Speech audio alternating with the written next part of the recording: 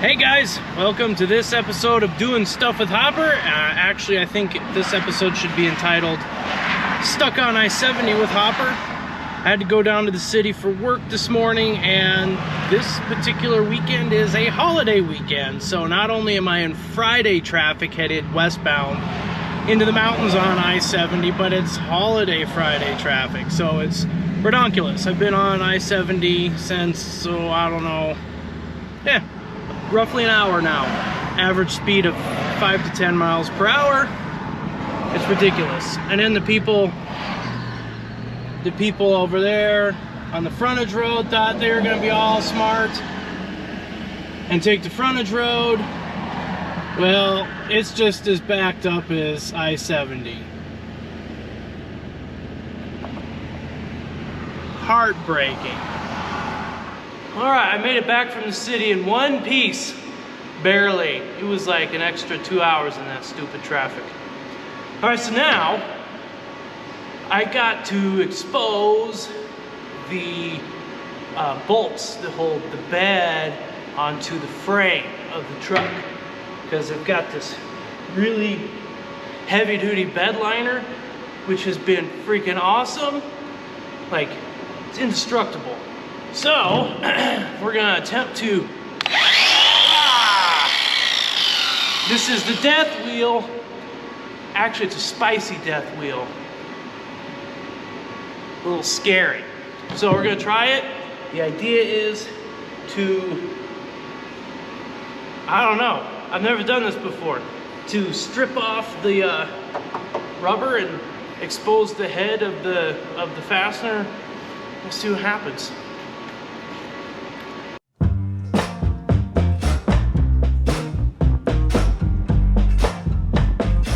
That seemed to work really well. Now we'll just have to dig the middle out. And kids, don't do this at home. Do not use your knife as a pick. If you do, you could break the tip off. However, if you break the tip off, I can rebuild it for you. So keep that in mind.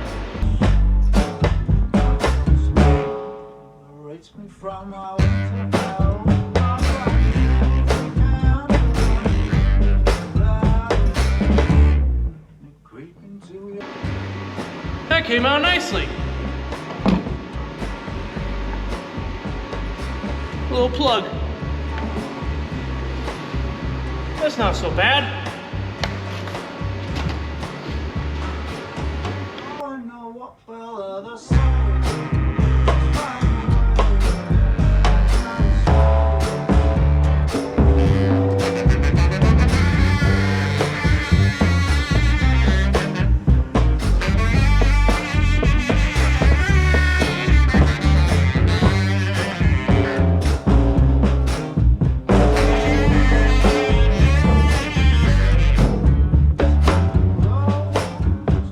So the question is, I don't know if there's a big washer underneath of here.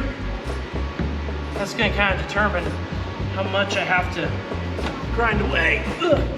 I'll give you a look-see. So I don't know if that's the washer and that's the bolt, or if it's a one-hole unit. I have no idea. Alrighty then. I've got my T50, Torx T50 Plus, and the difference between Plus and regular Torx is the splines are a little thicker, a little meatier, so they are, in theory, don't get wrecked as easily. Let's see here, come on, you can't see me. Now, the problem with the GoPro is they don't do so good in low light conditions, but they're really indestructible, so I don't know, you know. Anyway, bear with me here. Why do I sound like Beetlejuice? I don't know. Anyway, I make horrible impressions. That was a terrible impression. Forgive me, okay? So, here we go. This guy. Ooh. It is not T50. Well, that's kind of a buzzkill. Not to worry. Not to worry, we've got other options.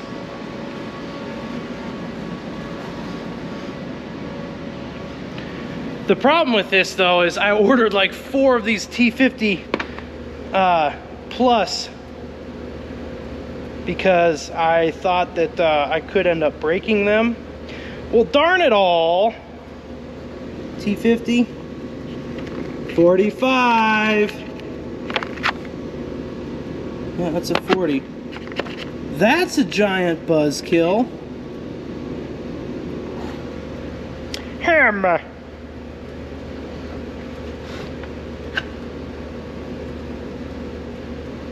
Oh, here we go. It was in the wrong hole. 45 plus.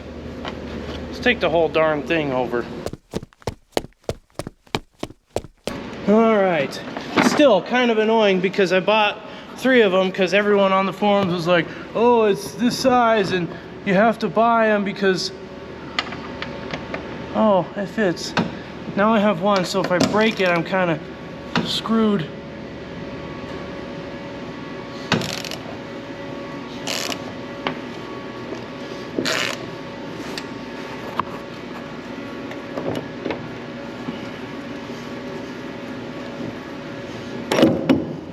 Well, I don't think breaking them is going to be a problem because it seems to be coming out really nice. Huh. Oh, no, look at that. Look at that. It says coming up, that is a washer. And we're pulling out of the mud. See that? Ah. That's a minor inconvenience though. Well, would you look at that there?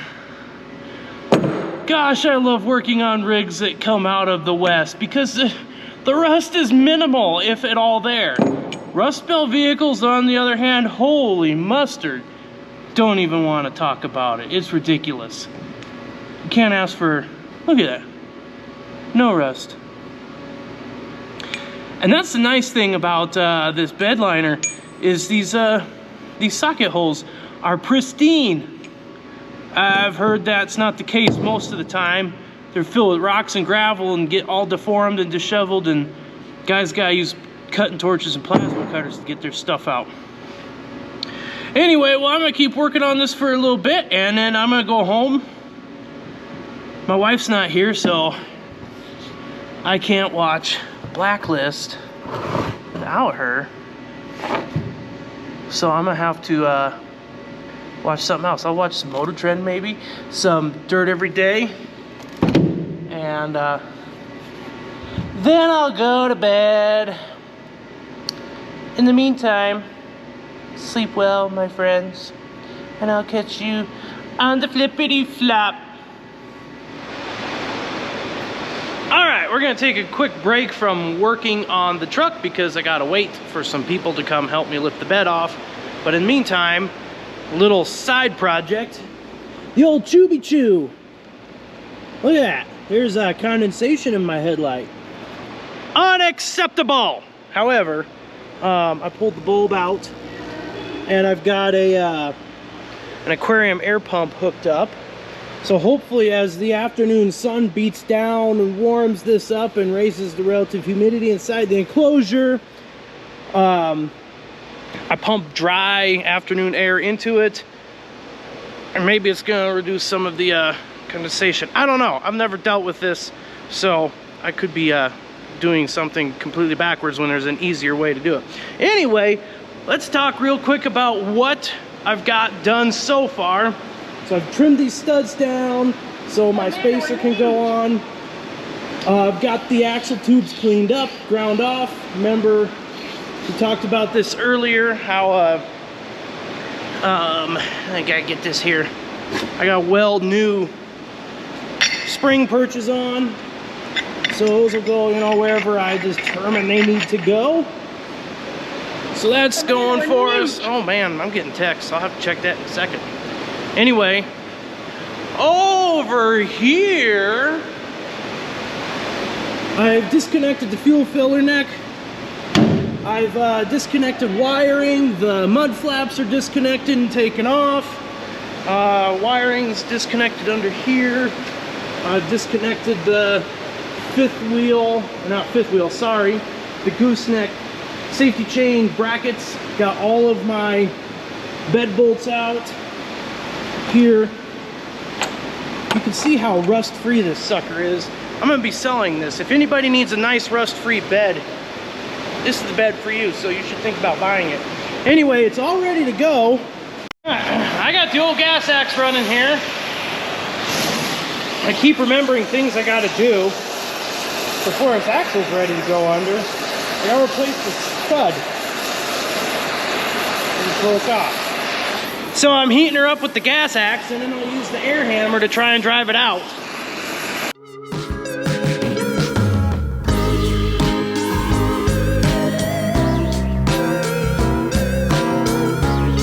Real good, I'm telling ya.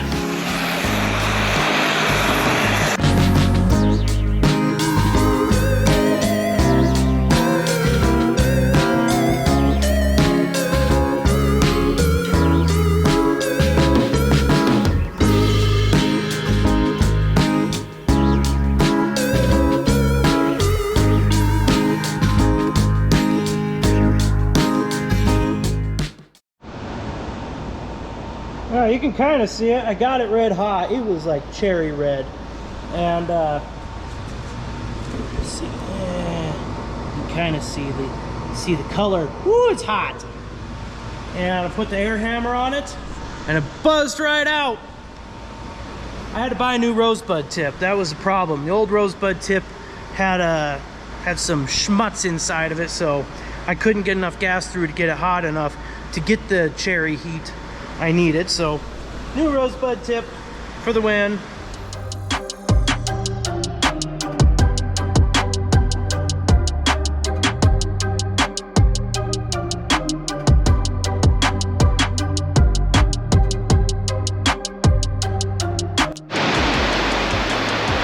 Well, the old lady's got her pants down.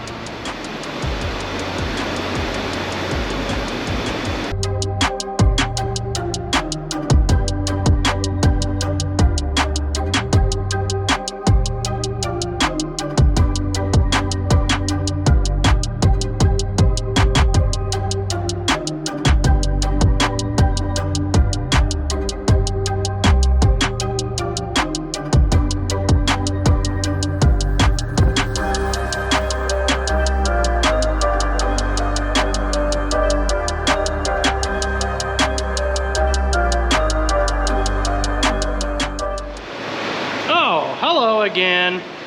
Just a quick update. I think I'm done for now, for time being. I might come back later tonight, but I gotta go home and do some stuff and maybe swing by Art in the Park here in Granby at the Paul Hamas Park. Anyway, is it Paul Hamas Park? I don't know. We got a couple parks. I never can keep them straight. Heck, I can't even remember my kids' names half the time. Leave me alone. All right, so I got a bed I need to sell. I got a bumper I need to sell. A B&W turnover hitch I need to sell. I got tires and wheels I need to sell. And I'll get this all cleaned up, square the wiring away. Hopefully tomorrow the plan is to come in here and get rid of this axle and roll the other one underneath. But right now I want to check on something. Remember this morning I showed you how I was using that aquarium air pump to dry out my light? Well, I wanted to give you an update. I took it all apart already. Look at that. Dry as a bone. Hey, if it's stupid and it works, is it really stupid? Anyway, I'd call that a great success. Now I gotta figure out why the lens is leaking. That's kind of annoying. But it has almost 300,000 miles on it, so I'm not that bent out of shape. All right. We'll see what the rest of the evening holds.